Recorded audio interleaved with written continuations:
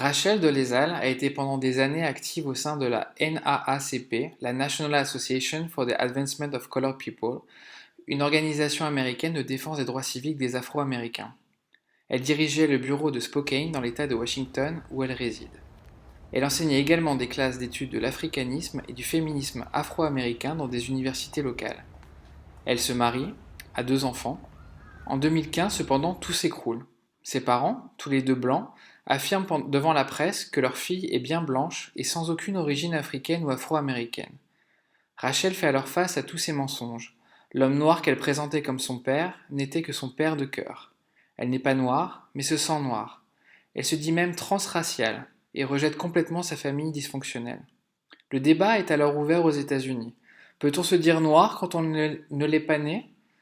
S'est-elle approprié les codes et les souffrances d'une communauté dont elle ne fait pas partie? Malgré la controverse, Rachel persiste et a même changé légalement son nom en Nkechi Amare Diallo. En 1912, Alexandra David-Néel, la célèbre exploratrice franco-belge, quitte la France pour entamer un long périple qui commencera en Inde et se poursuivra à travers toute l'Asie. La jeune femme est fascinée depuis toujours par les cultures d'Orient. Convertie au bouddhisme à 21 ans, elle visite des centaines de monastères, apprend le sanskrit et le tibétain, pratique le yogi, effectue un pèlerinage au Népal sur les pas de Bouddha et une retraite spirituelle en Inde dans une caverne à 4000 mètres d'altitude. La jeune femme s'immerge dans la culture locale et se lie d'amitié avec de nombreux locaux. Rapidement, elle rencontre de nombreuses personnalités tibétaines et notamment le 13e Dalai Lama, avec qui elle se lie d'amitié. En 1924, Alexandra part pour Lhasa, au Tibet. La ville sainte est alors interdite aux explorateurs européens. Pour passer incognito, elle se déguisera en mendiante et en moine. Elle est alors la première femme européenne à y séjourner. De retour en France, 14 ans plus tard, elle a une toute nouvelle identité culturelle qu'elle va préserver une fois chez elle en transformant sa maison en ermitage et en faisant le premier sanctuaire lamaïste de France. Elle y écrira d'ailleurs plusieurs livres relatant ses différents voyages. En 1963, Alexandra David-Néel est nommée commandeur de la Légion d'honneur. Elle s'éteignera à l'âge de 101 ans. Alors, comme vous l'avez compris aujourd'hui, la thématique de ce troisième débat Esprit vagabond répond à la question: à quel point faut-il s'immerger dans la culture locale? Est-ce qu'il faut s'adapter à toutes les coutumes, quitte à ne pas bien faire? Alors c'est vrai que c'est un sujet épineux que peuvent avoir les gens qui vivent dans un pays depuis longtemps, mais également les touristes de passage, c'est-à-dire des personnes voilà, qui veulent bien faire, qui veulent essayer de vivre à la locale, mais sans pour autant être né dans ce pays, sans pour autant en avoir tous les codes. Et l'idée, c'est vraiment de savoir est-ce que même de voilà, trop vouloir bien faire suffit en fait pour respecter les coutumes locales. Je sais pas ce que t'en penses, toi, Soraya. Alors c'est vrai, là on ouvre un vrai débat parce qu'il y a, je pense, deux extrêmes un peu dans cette situation. Il y a des personnes qui vont respecter la culture locale, peut-être en essayant de se l'approprier d'une manière un peu trop pas accentuée, qui peut être mal interprétée par certaines personnes. Il y a des personnes au contraire qui vont complètement l'ignorer et garder vraiment profondément leur identité de touriste, d'occidental, quel que soit le pays où ils se trouvent. Mais là, on peut être dans des situations où justement ça peut choquer les locaux, notamment dans des pays où l'identité religieuse est très forte, où la tenue vestimentaire doit être respectée, et si elle ne l'est pas, ça peut éventuellement choquer certaines personnes. Donc c'est vrai qu'il y a plein de cas de figure. Aujourd'hui, on peut se demander, voilà, à quel degré faut-il respecter la culture, ou faut-il se l'approprier finalement? Je pense que avant de se poser cette question, il faut tout d'abord se demander si on a bien compris la culture du pays dans lequel on va. Tout simplement s'y intéresser. Juste développer une certaine curiosité, comme voilà, on va regarder les destinations, un peu les choses à faire sur place, les restaurants à découvrir. Comme on fait ça, je pense que ça peut être intéressant aussi de vraiment s'intéresser à l'histoire du pays, à sa culture, à sa religion, pour déjà arriver sur place avec, avec une connaissance de la vie des gens. Et je pense que déjà partir sur cette base-là, ça peut nous amener à prendre une décision en toute connaissance de cause. C'est vrai que c'est une question de respect aussi de s'intéresser à la culture du pays où on va passer quelques jours, quelques semaines, voire quelques années, d'autant plus si on reste plus longtemps. J'ai entendu pas mal de touristes parfois me dire, surtout des touristes français qui sont très attachés à leur langue, me dire voilà, mais pourquoi ils ne parlent pas français sur place alors que voilà, c'est pas des pays francophones. C'est pas aux locaux de s'adapter vraiment aux touristes, hein, c'est pour le coup aux touristes et aux visiteurs de s'adapter à la culture locale, et ça passe en particulier par la langue, par l'appréciation aussi de ces codes culturels qu'on peut avoir, qui peuvent passer par le langage, qui peuvent passer également par des rites quotidiens, des façons d'être. Il y a plein de pays, notamment en Asie, où c'est complètement mal vu de se mettre en colère, de mettre en porte-à-faux son interlocuteur. On a vraiment ce concept de ne pas perdre la face dans plein de pays asiatiques. Donc l'idée, c'est vraiment de rester calme, de pouvoir discuter, non pas vraiment de se laisser aller à ses sentiments. Ça passe aussi, par exemple, moi qui ai pas mal d'expérience justement en Thaïlande, il y a très peu de personnes qui vont se donner des marques d'affection en public, que ce soit entre couples notamment. On se tient un petit peu par la main, mais c'est pas tant vu que ça. De la même façon, c'est vraiment très rare qu'on voit des personnes s'embrasser. On peut aussi, même en tant qu'occidental, de respecter ses coutumes. Non pas qu'on se forcément des réprimandations de la population locale, mais ça peut gêner les gens et ça peut être mal vu. Donc je pense qu'il faut vraiment aussi faire attention à ces coutumes et puis essayer de les respecter.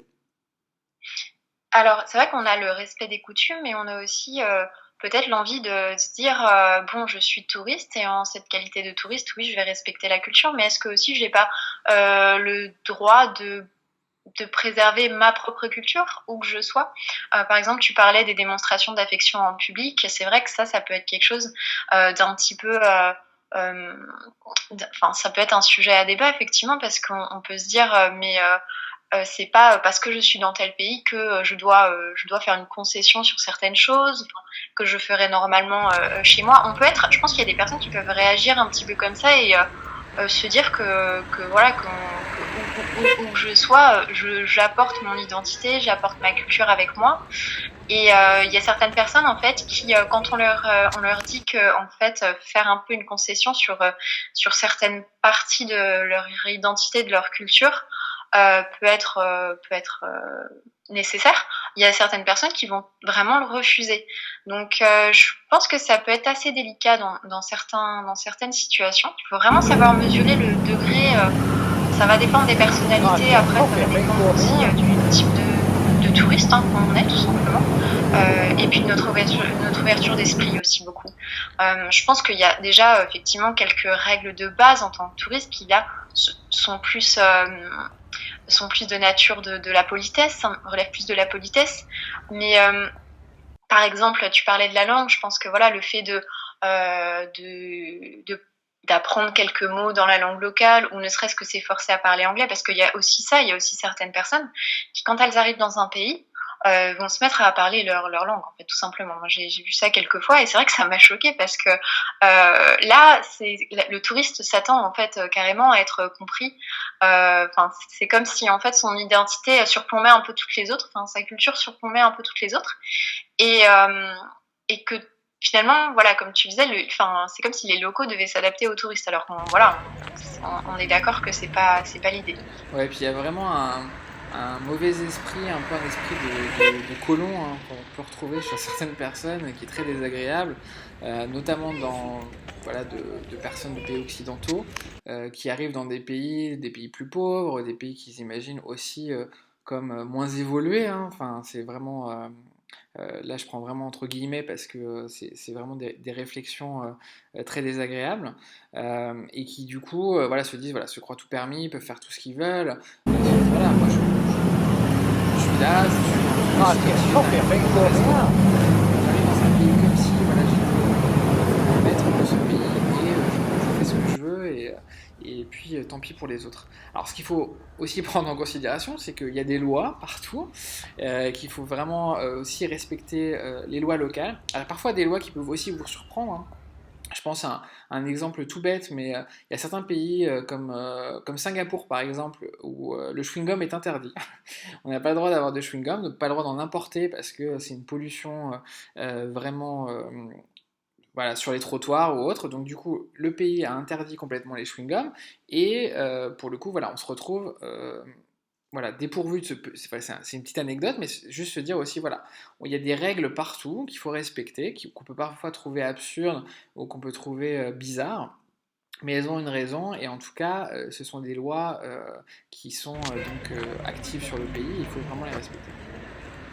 Alors c'est vrai qu'il y a la loi et il y a aussi tout simplement la bienséance et la politesse, ce qui est aussi quelque chose voilà on prend en compte quand on est dans son pays, donc on devrait prendre en compte aussi quand on arrive dans un autre pays.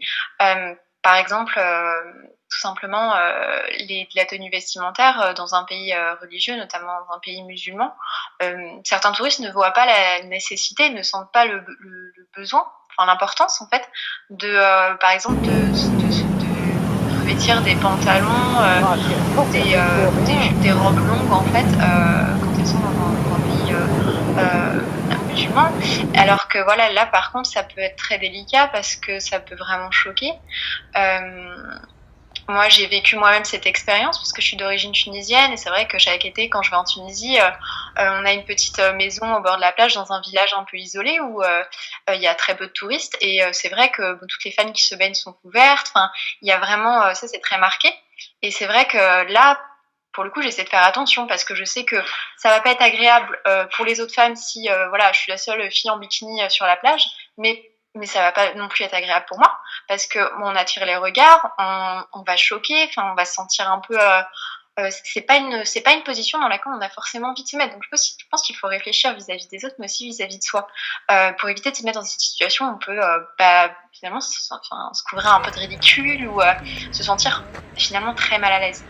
Et d'ailleurs, dans ce cas-là, j'aimerais bien avoir ton avis là-dessus, Soraya. Est-ce que tu penses que dans certains pays, justement, alors je sais que dans plein de pays musulmans où des femmes se rendent, c'est pas obligatoire en tant qu'occidental de se voiler. J'imagine que dans des pays un peu plus conservateurs, ça peut être le cas, ça peut être demandé, mais j'imagine qu'en tant que touriste, en tout cas dans des pays touristiques, enfin, en tout cas, c'est pas quelque chose de demandé, mais bien entendu, on essaye d'avoir des tenues respectueuses, pas des mini-shorts, ce genre de tenues qu'on peut trouver à la plage ou ailleurs. Mais est-ce que tu penses qu'il n'y a pas aussi une idée un petit peu Ah, it's coffee, I think, for me out. moi, je ne suis pas d'accord avec ces règles et je ne vois pas pourquoi je le ferais, même en visitant ce type de pays. Effectivement, je pense que ça peut être très très présent. Effectivement, je crois qu'il y a beaucoup de personnes qui à travers certaines habitudes, certaines choses qu'elles vont mettre en place une fois dans un pays, même en tant que touriste, euh, vont vouloir finalement transmettre un peu un acte ouais, de militance. Je suis assez d'accord avec ça. Je crois que il faut vraiment faire la part des choses à ce moment-là parce que bon, on est en vacances, on est dans un pays qui n'est pas le nôtre et les actes militants devraient finalement pas, enfin, on peut pas forcément se mettre dans une position où on se dit euh, moi qui ne connais pas la culture de ce pays, qui n'ai jamais vécu dans ce pays, je vais pouvoir défendre enfin tel ou tel droit ou je pense qu'on n'a pas justement notre place en fait pour s'imposer ou essayer de défendre une idée quand on n'a pas la culture qui va avec. Enfin, c'est un peu contradictoire finalement, je crois. Oui, c'est vrai qu'il y a vraiment des codes aussi. On n'est pas là. Je pense qu'on retourne aussi dans l'attitude un petit peu du colon ou de la personne qui vient en gros euh, éclairer un petit peu les contrées obscures, on va dire, en mettant plein de guillemets. Mais je pense qu'il y a ces attitudes-là aussi. Alors parfois, c'est pas forcément Ah, it's getting coffee, I think, for me out. se dire aussi, voilà, je vais dans un pays, je veux les aider, je veux que ça se passe bien.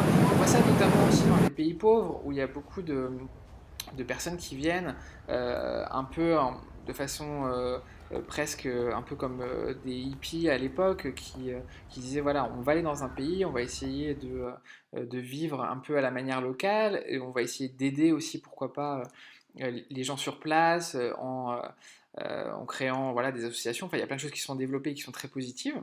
Mais il y a des gens qui viennent juste en tant que touristes en se disant voilà, je vais aider les autres, je vais venir et je vais un peu les sauver, quoi.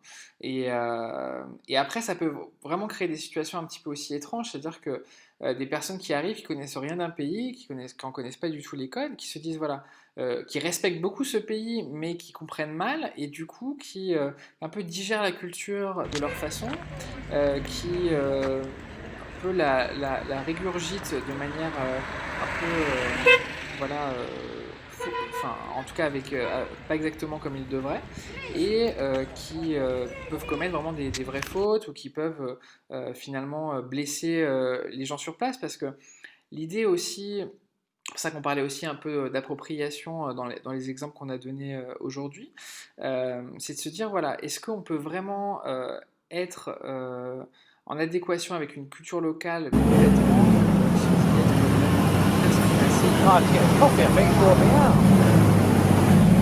Voilà, donc on revient à ce qu'on disait tout à l'heure aussi sur le fait, l'importance de bien se documenter, de bien se renseigner avant d'aller dans un pays sur la culture, sur voilà, la position de touriste dans laquelle on est. Est-ce que, à quel degré on doit s'impliquer, quel type de coutume il faut respecter.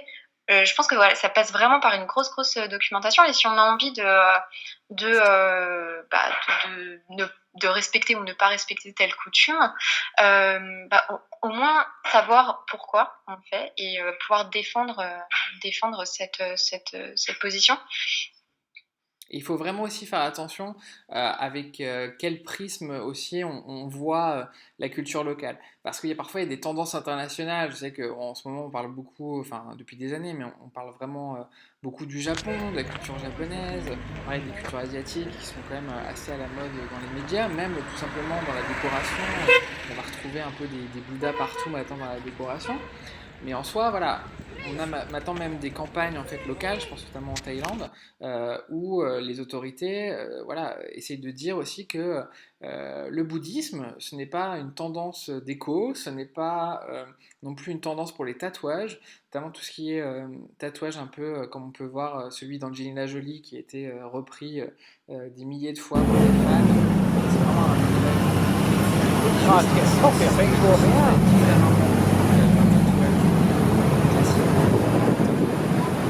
C'est fait par des moines normalement. De la même façon, il y a beaucoup de non-bouddhistes qui se disent bouddhistes, qui disent voilà, c'est pas une religion, c'est une philosophie, mais ça reste quand même une religion pour beaucoup de personnes. Et voilà, il faut respecter aussi les coutumes quand on va dans les temples. Enfin, il y a plein de choses aussi à connaître. Alors, en soi, c'est une religion qui est très ouverte où effectivement on peut apprendre de cette voie du milieu, un peu de cette religion pacifiste qu'est le bouddhisme.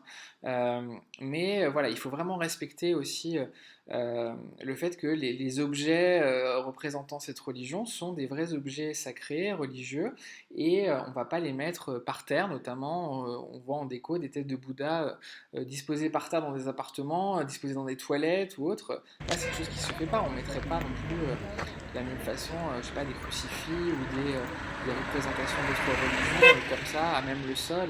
Voilà, en tout cas, c'est vraiment très irrespectueux de religion locale. Alors, c'est pas fait à mal, parce qu'on voilà, on s'imagine que pourquoi pas, enfin voilà, c'est quelque chose qui est rentré dans les mœurs, en tout cas, comme on voit ici en Occident. Mais faut vraiment prendre le temps aussi d'avoir ce recul et se dire voilà, la mondialisation a digéré un peu les cultures locales. Essayons de revenir aux sources et essayons de comprendre vraiment à quoi correspondent ces différents codes et pas se laisser juste influencer par Oh, it's getting coffee, I think, brought me out. Voilà, exactement. Je pense qu'il faut vraiment garder un degré d'authenticité en fait. Ça, je pense que c'est une notion très importante. À chaque voyage, même à chaque rencontre interculturelle qu'on peut faire, je crois qu'il y a vraiment, il faut essayer de voilà, se mettre à la place de la personne. Et puis, je pense aussi que ça peut être très intéressant voilà, si on comprend pas une culture, si on comprend pas une tradition, si on n'est pas d'accord avec cette tradition, juste peut-être essayer de parler avec les gens qui sont sur place, euh, essayer de comprendre, essayer de leur demander de nous expliquer pourquoi ils ont telle pratique, pourquoi ils s'habillent comme ça, pourquoi ils mangent comme ça. Euh, et peut-être que là, ça peut aider justement. Enfin, je pense on peut en devenir qu'au plus cultivé et plus ouvert d'esprit si on adopte cette attitude et se poser vraiment en tant que touriste vraiment voilà, avec une démarche de curiosité, d'apprentissage de la différence culturelle. Je pense qu'il y a aussi vraiment cette dimension dans le tourisme. Après, c'est vrai qu'il y a certaines personnes qui vont aller dans une destination et elles ne vont vraiment pas prendre ça en compte. C'est aussi tout à fait possible. Chacun est bien sûr libre de voyager comme il l'entend. Il y a notamment ce type de touriste qui va, je sais pas, revêtir un sari en Inde uniquement pour le fun, hein, pour la photo Instagram et juste pour essayer parce que c'est joli et il n'y a pas forcément d'arrière-pensée là-dedans. C'est juste tout simplement une curiosité. Et à ce moment-là, voilà, les personnes ne vont bien sûr pas. Je pense que là, on n'en est pas au stade où on va singer forcément la culture du pays. Je pense que c'est plutôt mignon à ce stade. C'est plutôt intéressant pour le local de voir. Voilà, je pense que ça peut même être pris dans un sens de compréhension, enfin de bienveillance. Mais c'est vrai qu'il faut le faire, je pense, en prenant tout de même un petit peu pourquoi. Et enfin, je pense que voilà, avoir une démarche réfléchie quand on est touriste, c'est vraiment la base de tout. Oui, il faut aller au-delà vraiment des choses superficielles. Il faut gratter un petit peu et essayer de comprendre sans jugement. Surtout, je pense que c'est important. Essayons d'avoir un peu un œil neuf et pas se laisser non plus influencer par ses propres codes culturels. Ne pas non plus, effectivement, comme on l'évoquait, complètement renier qui on est, hein, puisqu'on vient aussi avec son héritage. Donc, je pense que le voyage, c'est aussi un échange culturel. Tu parlais notamment de pouvoir discuter avec des locaux. Je pense que c'est important aussi d'expliquer dans l'autre sens pourquoi nous, on ne fait pas ça, par exemple. Essayer aussi d'avoir un vrai dialogue culturel. Je pense que c'est vraiment très important. Et puis, essayer aussi de se dire que voilà, le voyage, tous les voyages qu'on fait, Can't get coffee, I think, for me out.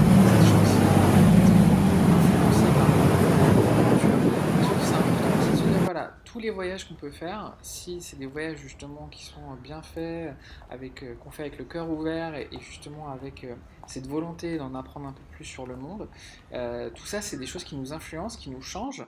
On peut se retrouver effectivement, se dire voilà, mais effectivement pourquoi moi je ne fais pas comme ça, j'ai envie d'adopter aussi cette coutume, ce rite, c'est quelque chose qui me plaît, qui me correspond et je me dis effectivement passer du temps un petit peu en Asie, peut-être qu'on est un peu plus calme, peut-être on est aussi, on fait moins, comment dire, on se laisse moins submerger par ses émotions et puis on essaye d'être un peu plus réfléchi.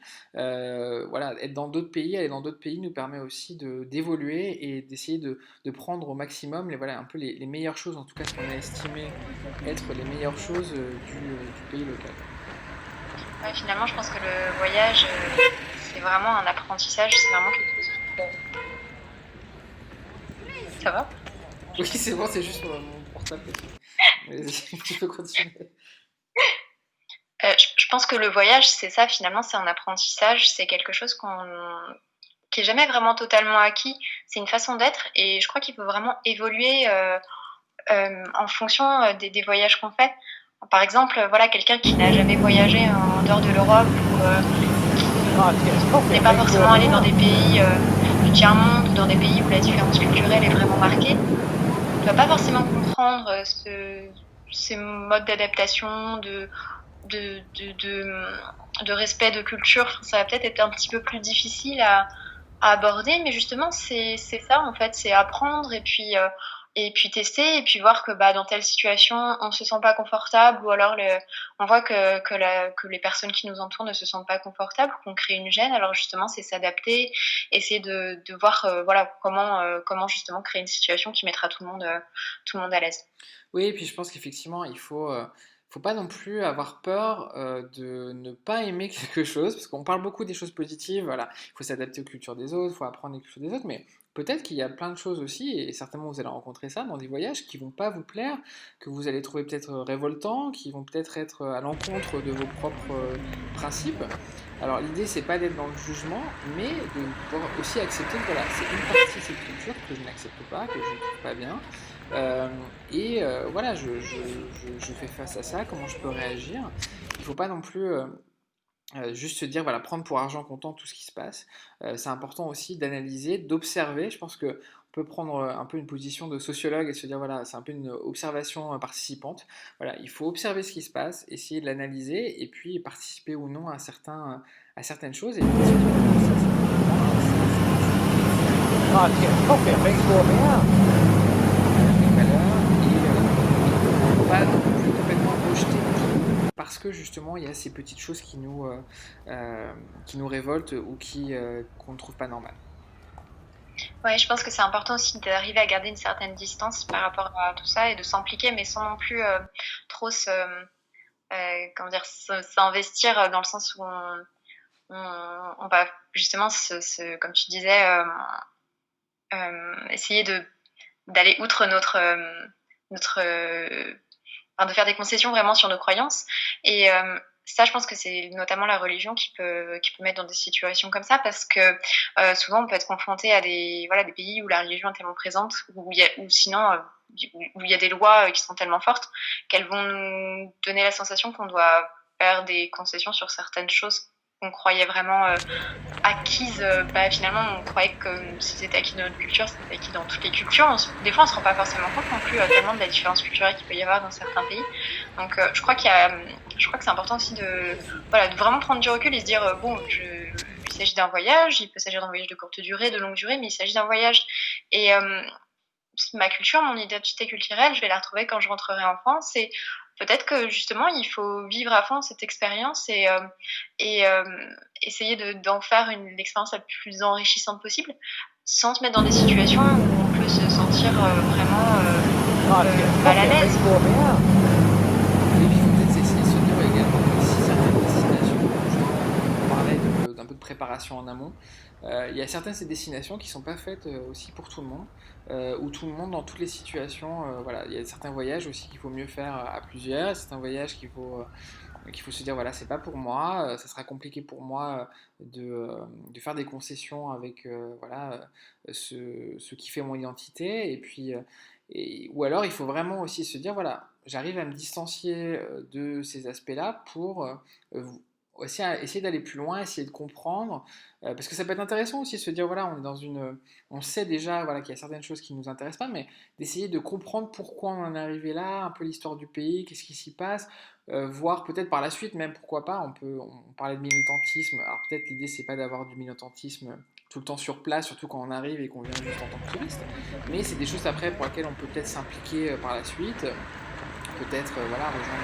une association ou travailler voilà, sur d'autres choses. Et puis c'est pour ça qu'il faut aussi pour se renseigner vraiment en amont du voyage pour pas être déçu ou alors soit se dire voilà ça va être génial et puis se rendre compte que c'est pas si génial que ça, ou soit dans l'autre sens se dire ça va être horrible alors qu'en fait il y a vraiment plein de choses intéressantes à découvrir, ou peut-être qu'on a une mauvaise image de ce pays de par voilà, quelques situations négatives. Oh, it's getting coffee, I think, it's warming up. Et justement, parlant de l'image qu'on peut se faire d'un pays, je pense que c'est aussi très important de pas se construire une image, une vision d'un pays en fonction de ses expériences personnelles ou surtout ses expériences négatives. Parce qu'il y a souvent des situations où voilà, on peut être confronté à des fossés culturels tellement profonds on va en garder finalement une mauvaise image, ou on va essayer de généraliser en se disant non, non, ça me convient pas du tout. Et je crois que c'est vraiment important de voir le pays dans sa globalité et de pas s'arrêter juste sur ça. Et comme tu le disais, vraiment essayer de comprendre exactement, comprendre l'histoire, comprendre la culture, comprendre la religion. Et je pense que on en sortira on pourra seulement en sortir grandi de cette expérience. Bah, en tout cas, je pense que voilà qu'on a commencé un peu à évoquer ce grand débat on va dire entre intégration, assimilation, appropriation culturelle, un peu ce dialogue interculturel qu'est le voyage. On serait vraiment ravis d'avoir vos commentaires sur cette thématique. N'hésitez pas aussi à nous raconter un peu vos témoignages du voyage, si c'est bien passé, passé, comment vous imaginez justement un peu vous imprégner de cette culture locale quand vous voyagez. Vraiment, n'hésitez pas donc à nous laisser des commentaires, soit sur iTunes, sur SoundCloud, où vous pouvez nous écouter actuellement. Et puis à noter également ce podcast si vous souhaitez Coffee, I Et think, n'oubliez pas over de there. vous rendre sur notre site ilovevagabond.com. Vous pouvez aussi laisser vos commentaires. Nous sommes aussi présents sur les réseaux sociaux. Vous pouvez nous retrouver sur Facebook, Twitter, Instagram avec le hashtag ilovevagabond. Et en attendant un prochain podcast, n'oubliez pas, gardez l'esprit vagabond.